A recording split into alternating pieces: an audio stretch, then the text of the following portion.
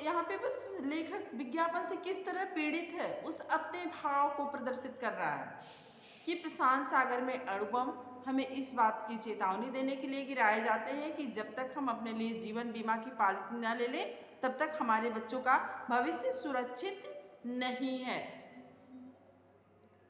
और भारत और पाकिस्तान में कश्मीर के लिए लड़ाई सिर्फ इसलिए लड़ी जाती है कि वहाँ के सेबों का मुरब्बा बहुत अच्छा होता है जिसे सिर्फ एक ही कंपनी तैयार करती है। अब यहाँ पे इतनी सीरियस बात को भी लेखक मजे लेकर आपको बता रहा है इन विज्ञापनों का मजाक उड़ाने के लिए कि यहाँ पे जो लड़ाई लड़ी जाती है भारत और पाकिस्तान में सिर्फ इसलिए लड़ी जाती है कि वहाँ के सेबों का मुरब्बा बहुत अच्छा होता है, यानी वहाँ के सेबों के जो मुरब्बे बनते हैं वो कौन सी कंपनी तैयार करती है, उस कंपनी के विज्ञापन के लिए ये लड़ाइयाँ लड़ी जाती हैं। आगे कहता है विधना ने इतनी बारीक बीनी से यह जो धरती बनाई है और मनुष्य ने विज्ञान के प्रयोग से उसमें जो 4 चांद लगाए हैं वे इसलिए कि विज्ञापन कला के लिए उपयुक्त भूमि प्रस्तुत की जा सके। अब लेखक इहलौकिक से स्वर्गीय लोक में पहुंच गया, यानी ईश्वर भी विज्ञापन में शामिल कर ले रहा है कि ईश्वर भी मुझे विज्ञापन करने वाला नजर आता है। कैसे कैसे विधना ने इतनी बारीक बीनी से, यानी ईश्वर ने जो इतनी बारीकी से इतनी कारीगरी से यह धरती बनाई है और ये जो धरती को सजाया है उन्होंने इसमें मनुष्यों को बनाया है। मनुष्यों ने विज्ञान के प्रयोग से उसमें जो 4 चांद लगाए हैं वो किस लिए, क्योंकि वो विज्ञापन कला के लिए उपयुक्त पृष्ठभूमि तैयार कर सकें, यहाँ पे विज्ञापन किया जा सके सारी वस्तुओं का। इसलिए विधाता ने सृष्टि ने इस सृष्टि की रचना की, इस धरती और मनुष्यों की रचना की और मनुष्यों ने विज्ञान में प्रयोग करके उसमें नई नई वस्तुओं का निर्माण करके उसमें 4 चांद लगाए। किस लिए, क्योंकि विज्ञापन कला को बढ़ावा मिल सके, उसको एक उपजाऊ पृष्ठभूमि दी जा सके।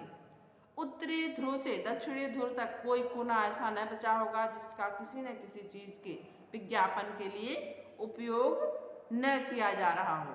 अब लेखक कह रहा है कि ऐसी कोई वस्तु नहीं है उत्तरी ध्रुव से दक्षिणी ध्रुव तक, यानी देश से विश्व तक, विश्व से ध्रुव तक आ गया कि ध्रुव तक कोई ऐसी वस्तु नहीं बनी जो विज्ञापन के लिए प्रयोग ना की जाती हो। हर चीज हर जगह अपने अलावा किसी भी चीज और किसी भी जगह का विज्ञापन हो सकती है, यानी जो वस्तु है, जो वास्तविकता है उसकी, वो अपने अलावा किसी और एक वस्तु का जो भी इस पृथ्वी पर है, जो ईश्वर ने बनाया हो या मानव निर्मित हो, वो किसी न किसी रूप में किसी न किसी वस्तु का विज्ञापन करती प्रतीत होती है, यानी हर चीज़ों का हम विज्ञापन में प्रयोग लेते हैं। बस लेखक का कहने का तात्पर्य यही है। ये पूरा व्यंग्य शैली में लिखा हुआ लेख है और लेखक किस पे व्यंग्य कर रहा है, विज्ञापनों पे। आगे कह रहा है गेहूं की फसल से प्राप्त हुए नए पैसे की एक ही उपयोग है, उससे कपड़ा खरीदा जाए।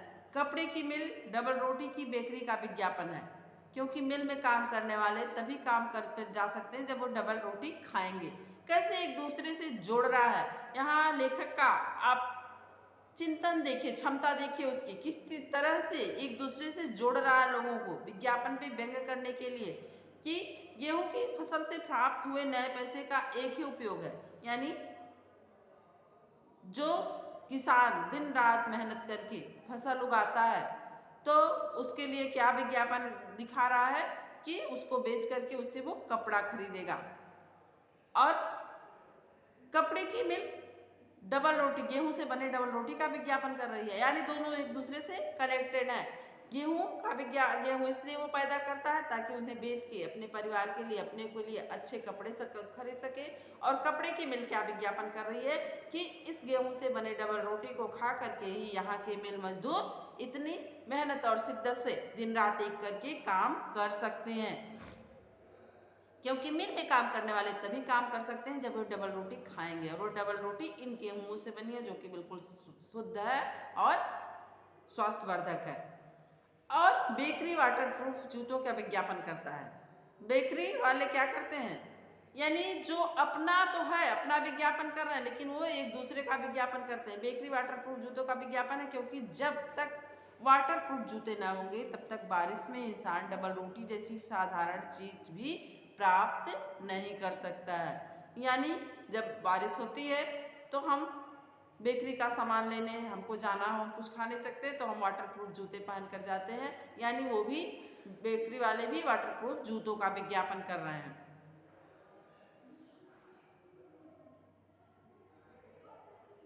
बहुत सी ऐसी चीजें जो एक दूसरे का विज्ञापन है। फूल इत्र की शीशी का विज्ञापन है, इत्र की शीशी फूलों का विज्ञापन है।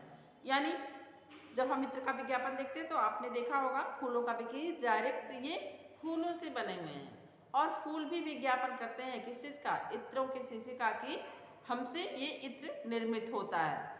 यानी लेखक हर दृष्टि से पूरी सृष्टि में जो भी वस्तु देखता है वो उसे दूसरी वस्तु के विज्ञापन का माध्यम नजर आता है। इसीलिए लेखक ने शुरू में ये कह दिया कि मुझे तो हर वस्तु की मूल्य बदलती हुई दिखाई देती है, कोई अपने स्थापित मूल्य में मुझे नजर ही नहीं आता है। पत्र लेखक का विज्ञापन है, तो लेखक पत्र का विज्ञापन है। श्रृंगार प्रसाधनों का विज्ञापन है, और श्रृंगार प्रसाधन सौंदर्य का विज्ञापन है। सौंदर्य क्या है, श्रृंगार प्रसाधनों का विज्ञापन है। कोई भी सुंदर स्त्री का विज्ञापन दिखाता है, क्यों कि वो बहुत सुंदर क्यों है, क्योंकि इन प्रसाधनों का प्रयोग करती है। जैसे आपने लक्स का प्रचार देखा होगा कि ये सिने तारिकाओं का या एक्ट्रेस का साबुन है, इसी वजह से ये इतनी अच्छी एक्ट्रेस हैं क्योंकि वो लक्स साबुन लगाती हैं। तो यहाँ पे वही भाव है, बस उसी को क्लियर कर रहा है लेखक कि सौंदर्य श्रृंगार प्रसाधनों का विज्ञापन है, और श्रृंगार प्रसाधन सौंदर्य का विज्ञापन है। श्रृंगार प्रसाधन जो होते हैं वो उनकी सौंदर्य का विज्ञापन करते हैं। बहुत सी चीजें स्वयं अपना विज्ञापन है, जैसे उपदेश, आलोचना, नेतागिरी इत्यादि, ये स्वयं ही अपना विज्ञापन करते हैं। मत यस यस एनी डाउट। प्रसाधन, सौंदर्य प्रसाधन यानी जो हम कॉस्मेटिक के सामान लेते हैं, जिसमें प्रसाधन मतलब बहुत सारी सामग्रियां आ जाती हैं सौंदर्य के लिए। जो प्रोडक्ट, उसको इंग्लिश में आप प्रोडक्ट कह सकते हो, जो प्रोडक्ट्स हम प्रयोग करते हैं उसी को हम हिंदी में प्रसाधन कहते हैं। साधन और प्रसाधन, प्र उपसर्ग है, आप जानते हैं ये उपसर्ग विधि से बना हुआ शब्द है। साधन यानी माध्यम किसी चीज का, और प्रसाधन उसके बहुत सारे माध्यम।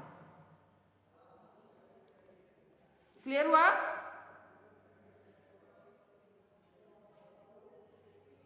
ओके ओके ओके बेटा। तो बहुत सी चीजें स्वयं अपना विज्ञापन है। जैसे जो उपदेश देते हैं वो अपना विज्ञापन करते हैं कि मैं कितना अच्छा उपदेश देता हूँ। आलोचना करने वाले, नेतागिरी इत्यादि स्वयं में अपने आप में एक विज्ञापन है। मतलब यह लेखक जहाँ जाए, जिधर जाए, जहाँ रहे, जहाँ रुक जाए, जैसे रहे, इन विज्ञापनों की लपेट से बच नहीं सकते। घर में बंद होकर बैठ जाएं। अब लेखक का थोड़ा सा अतिशयोक्तिपूर्ण वर्णन आ रहा है।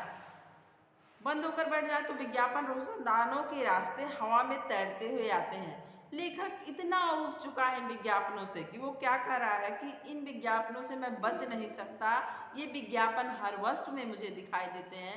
यहाँ तक कि मैं अगर घर के अंदर घर बंद करके बैठ जाऊँ तो क्या होता है, रोशनदानों के रास्ते विज्ञापन हवा में उड़ते हुए आ जाते हैं।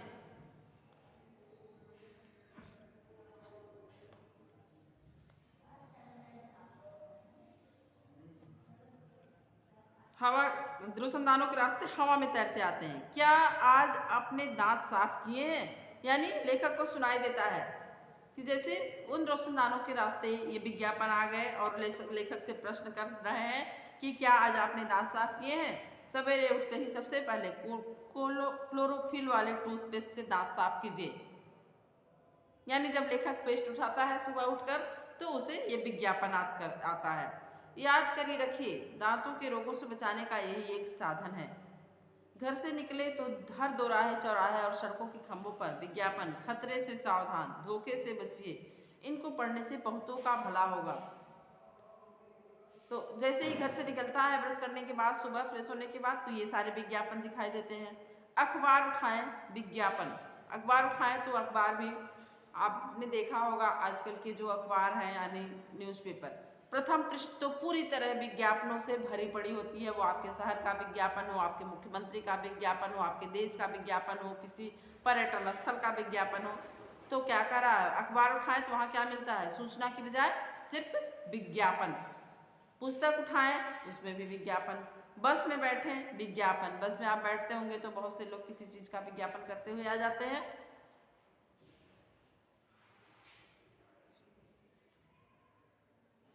तो यहाँ एडवर्टाइज से परेशान है लेखक, और उसी अपनी परेशानी को व्यक्त कर रहा है कि पग पग पर सिर्फ उसे क्या मिलता है, यही एडवर्टाइज, यही विज्ञापन।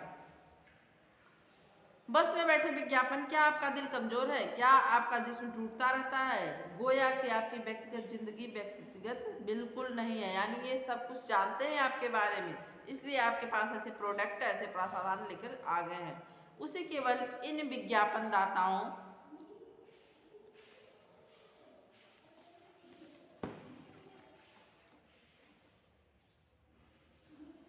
के परामर्श से ही किया जाता है।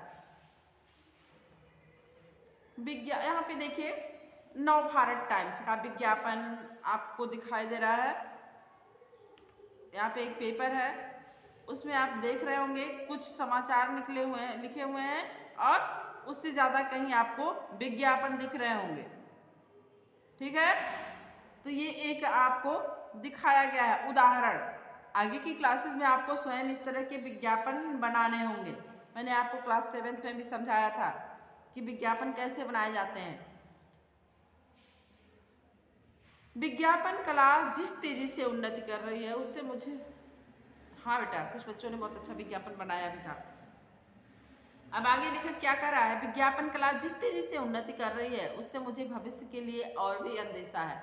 अभी इस विज्ञापन की उन्नति को देखकर और भी डर रहा है, उसे भय हो रहा है। वॉइस नहीं आ रही है? अभी तक आ रही थी।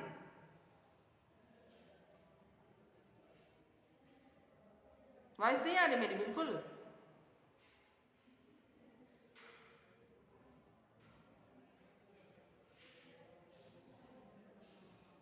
रुक रही है, नेटवर्क इशू है बेटा, क्योंकि मौसम गड़बड़ है ना, तो सारे ठीक है। ठीक है, कंटिन्यू करते हैं। अब लेखक क्या कर रहा है, चलिए यहीं तक आज पढ़ते हैं, नहीं तो फिर ये पैरा लंबा है, फिर टाइम आपका ओवर हो जाएगा। नेक्स्ट क्लास भी आपकी होगी। 45 मिनट हो चुके हैं, लगभग 35 मिनट। तो यहाँ पे लेखक विज्ञापनों से इस कदर परेशान है कि उसे लगता है कि भविष्य में और भी बुरी हालत होने वाली है। उसे लगता है कि अब विज्ञापनदाता इतने अंदर तक किसी के भी निजी जीवन में घुस चुके हैं कि वो